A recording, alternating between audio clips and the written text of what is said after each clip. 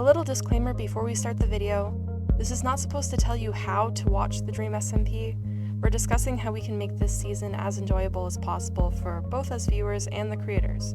We're all just fans of the story in the end, and we want to enjoy it all together. The way people have watched the Dream SMP has changed over time. So we're going to start watching Season 2 in a different way than we started watching Season 1. We know that, or at least we can infer that Season 2 is going to at least start out the same as Season 1 did, with a lot of improvised lore, and it won't be as scripted as Season 1 has become. There's little hints that you can pick up from what Dream and other content creators have said about how like Dream SMP has become not enjoyable. Like Tommy's video, when he said that as it went on with the pressure to make everything meaningful. That was the big thing, was they were talking about the pressure to do lore perfectly, and you can't talk to certain people depending on your Dream SMP alliances. Oh, you know, yeah, that part. Everything has to be lore, and so there's so many restrictions now. Tommy, Techno, Ronbu, and someone else, I think it was Tubbo, all after a Bed War stream or something, or maybe before it, they hopped on the SMP and were just chatting. And I think I remember at that time, some people who at least weren't on the stream were very confused when they heard that Tommy and Techno were talking. And this was after Doomsday and everything. Guys, yeah, I'll be honest with you guys. Consistent lore. The Blade Empire. Which is a problem. One issue I do have with Season 2, which is the fact that Dream does plan on streaming. It is cool that he does plan on streaming it, but I still remember him saying the reason he didn't stream Season 1 was because he wanted to help those smaller streamers grow. And they did. They're big. I know. Granted. They're almost bigger than he is. Disclaimer, when we say small streamer, when referring to the Dream SMP, they're still massive streamers. Granted, those smaller streamers at that time are now big, but for those that are less popular on the SMP, he's still going to be taking away attention from them. So people like Hannah, Foolish, Michael McChill, CPK. On the in contrary. that case, then Tommy should stop. Because Tommy is actually, right now, he makes more viewers than Dream. So should Tommy stop, and then Wilbur stop, and Ranboo stop? Because they're all super big. Think about it. Dream understood that it took away from the story. Yeah, think about it this way. If all of them stopped streaming, we wouldn't give that many viewers to the smaller streamers. People would just leave. Not everyone, but to some extent that is what would happen. There's this element of Dream doesn't have a chat. You can tell how much he enjoys the acting. And I bet you he wants to see his chat and their reactions. And I feel like that must be something he probably misses. I feel like I would. And so I think there's this mix of, it's nice to give the views to the smaller streamers, but there's other ways to grow. Those streamers are able to immerse themselves more in the lore if they'd like, and if you tend to immerse yourself in the lore, then you tend to grow. That's a pattern on the Dream SMP. So they have a formula to follow if they want to. And at the end of the day, Dream should be able to stream his perspective because that's what he enjoys and wants to do. Something else that has been implied is that some of the smaller streamers might have bigger characters. At least that's what Ponk, it seemed like he was suggesting. It's good that you talk about Ponk as an example, because if you look at Ponk and how much he actually did lore on the Dream SMP, it was super interesting. He was really invested a lot. First day of this server, you actually started this diss saga when we went and burned down your lemon tree when Sapnap did. That was Ponk, it has been come up from a long time, hey? It's been a long time. It's been an honor knowing you and spending. You've always been so nice to me, and you actually helped me get half these gapples. Thank you so much, Ponk. Yeah, and one thing that talking about Ponk made me realize is that now with Season 1 ending and Season 2 beginning anew, we most likely won't get that teased Ponk backstory lore. That's There's true. been a lot of teasers. Why can't we still have them? We could, actually. You know? They could be implementing this kind of thing into the next season. It's just because of the world-altering event and relationships changing, a lot of characters might be changing, so the past backstory that was planned could be is most likely going to be very different than the one we were going to get. But that doesn't mean we could completely abandon the old ideas. Ranboo has promised his audience that we will learn more about original canon Ranboo, whether it's Ranboo the streamer telling us, or whether he builds it into lore somehow. And there's no reason to believe that won't be true of other streamers as well. Even if it doesn't happen in canon, the ideas that they had, they'll share. They're Yeah. too good not to share. They're too good not to share. I want to know what was in the egg. Hey, the egg. egg. No, the egg is Have a theory. interesting because that storyline could be carried over to season 2. It could be. Yeah, that's right. With what you were saying about character arcs wrapping up, being that we still don't know how much the world-altering event will actually alter people's characters, or whether some people will have entirely new characters, or all of that, it's interesting to wonder that because it feels like a lot of the characters are kind of writing themselves into a corner in terms of wrapping up their arcs. What do you mean writing themselves into a corner? Writing themselves into a place that they can't make new ideas indefinitely. Could you give some examples? I'd really like to hear more about that. Dream, for instance. The fact that he's streaming in season 2, will he still be the villain? Will he be playing the same character?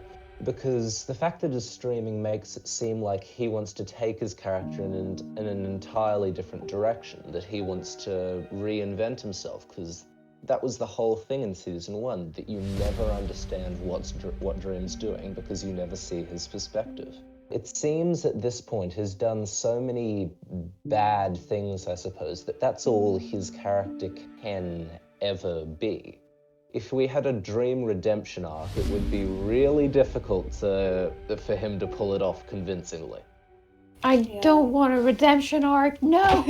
Yeah, you've triggered Rion. That's a trigger word. and yeah, I guess that's the point, isn't it? Right, Jem?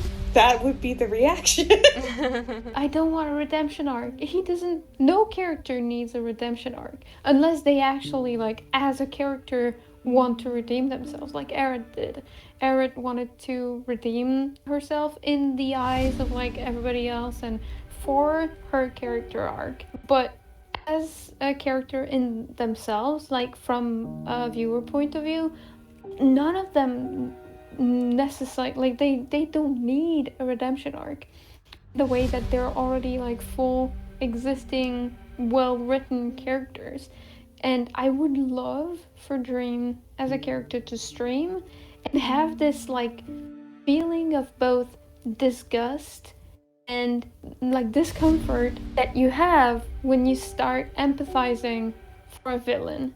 How, like, any other quote-unquote villain that you can have on the Dream SMP, like Quackity, for example, how deeply human they are and how actually you can empathize with anyone who shows their full POV. And it would be so disturbing. I love this discomfort from getting attached to someone who's not fully good or fully bad. There's this really interesting pattern in the Dream SMP that we'll see if it continues with this finale that we're hearing about, with the idea of, especially with all of the Greek stories that have become tied into the Dream SMP, and even Hamilton and Heathers. Like, a lot of these stories that have become weirdly tied into the Dream SMP, I'm just listing the ones I know, but I know there's others. A lot of them would be considered tragedies. I don't feel like Dream SMP is destined to have a happily ever after. And I think that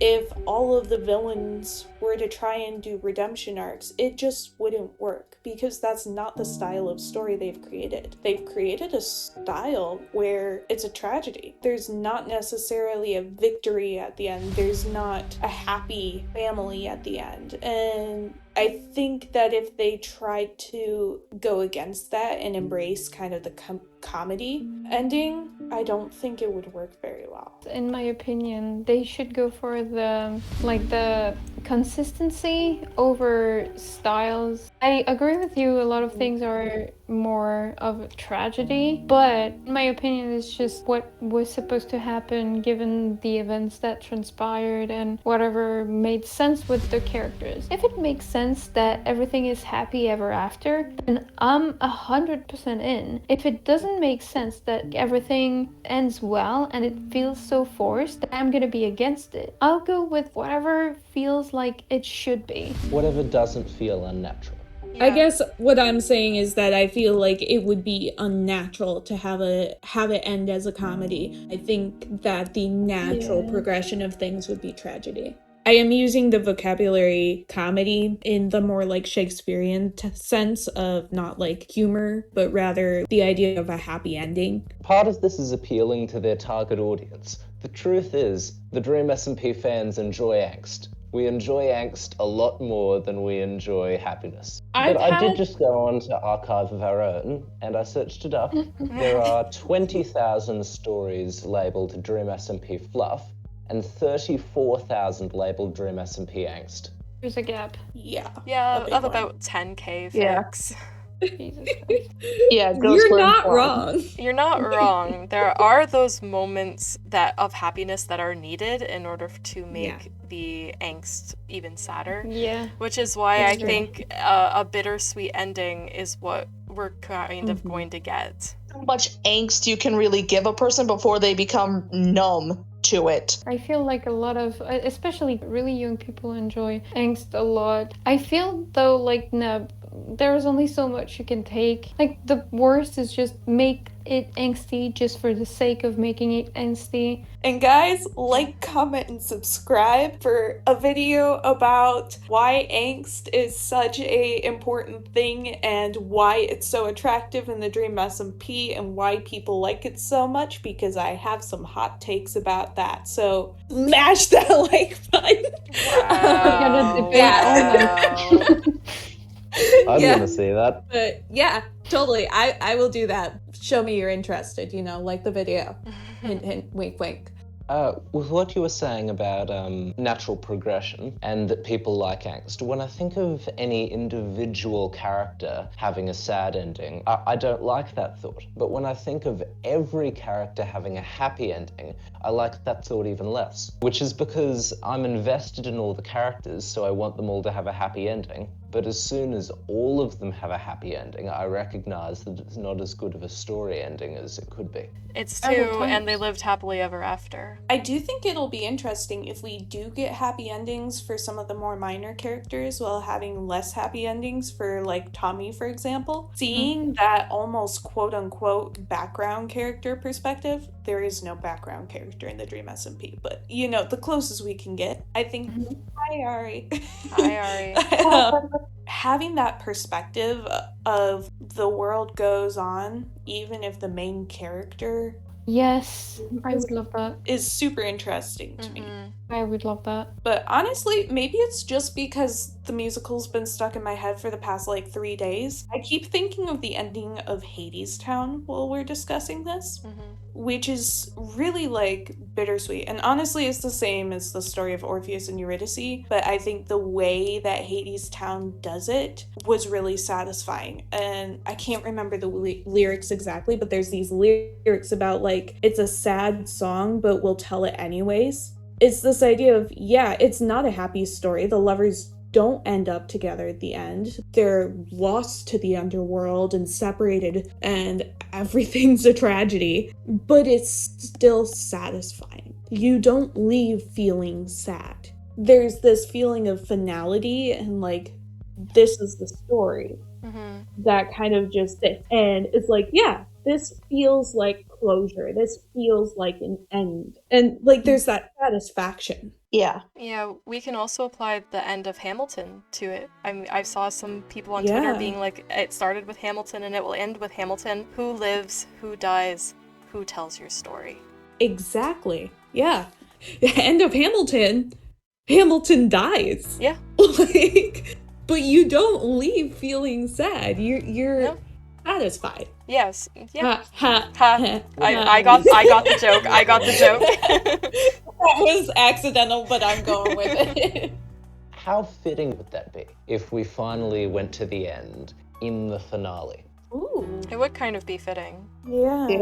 And world altering. something- It would follow the line of what Dreams described the ending would be. I actually, when I was catching up on the old streams and videos and everything, and I saw that around the time of the season 2 finale, all sorts of things about Techno and Phil and an end portal, I presumed that was what was going to happen, that they were going to go to the end for the season 2 finale. Volume 2 finale. Volume 2, I have to use the new terms now. Oh my goodness, so much discourse between seasons and volumes. Of Volume, chapter. Why so? Yeah, It's just an arc. Everything is now It's just an arcs. arc. The way we call it doesn't really matter. No, Yeah. it doesn't really matter what it's being called. I mean, the story says it stays the same. And that's something I really love about the Dream SMP. Because if it was divided into seasons, you would have that structure. You would have that overall plot that happens with the little B stories that happen in between. But because it's continuous and linear, it never stops, you get all of those in-between seasons bits that would normally be cut out. Love it. Like, Oh no. with the new season coming up, and because I love how continuous the storyline is, I kind of wish that maybe something or like somehow it would be a continuation. You know, there's no clean break. There's always something happening. Yeah, exactly. And even if we're talking like finales, like the final Disc War, they were streaming the next day. And Yep. that's a part of the streaming medium that I had never experienced before and found incredibly amazing. Do you think we're going to get more videos like Quackities? Like movies please, full on no. Like editing? more movie quality, edited videos I- that end up being streamed. I think it depends on the person, because some people might not want to do that heavy style lore, whereas others would want to. Like, I think Ronbu may be a good person to be interested in doing that. He's working on Gen Loss, isn't he? So with Yeah. Gen Loss, he'd probably want to get more practice with editing videos more,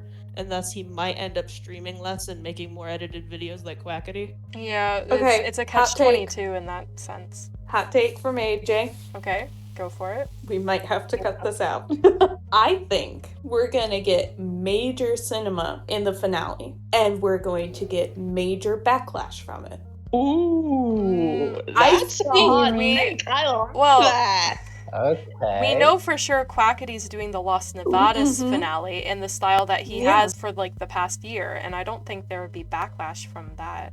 I think there's this idea of a finale, an end, even if it's not a complete end. I feel like there's this hype around it, you know, this idea of an end. And so I think it's going to be a big deal. And I think the streamers are going to think we need to make this a big production. When they do, they're going to do it in this like modern lore style that's become more and more common as time has gone on. We've seen more and more people doing it. Like we said, Quackity. But I think we're going to see that in the finale. And then after the finale, you're going to have the people going, oh, it was so cool. And I think most of those people are going to be the people who joined when modern lore was more common. And I think all of the original viewers and such, the people who really love the old lore, like Rion, are going to look at it and go, I wish it were more like Doomsday. Yeah, I would probably do that. Yeah, I think that's what's actually, I'd gonna probably happen. have that opinion too. I think that's what's gonna happen. I think that, you know, it'll still be great, whatever happens, but I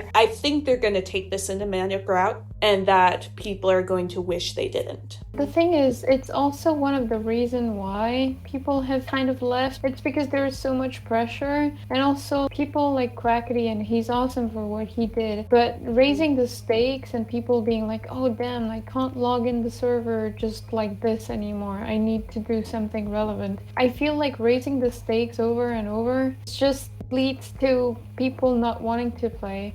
So I really wish, at least in the next season, for them to do more improv and more chaotic bits and less very cinematic lore stuff. Also because I fear that it will become the same, like kind of like high expectation, high production, high quality, and lots of time and investment in it, and people are not all that like professional, but at the same time they will feel guilty for it. The stakes are here and people will get scared of it.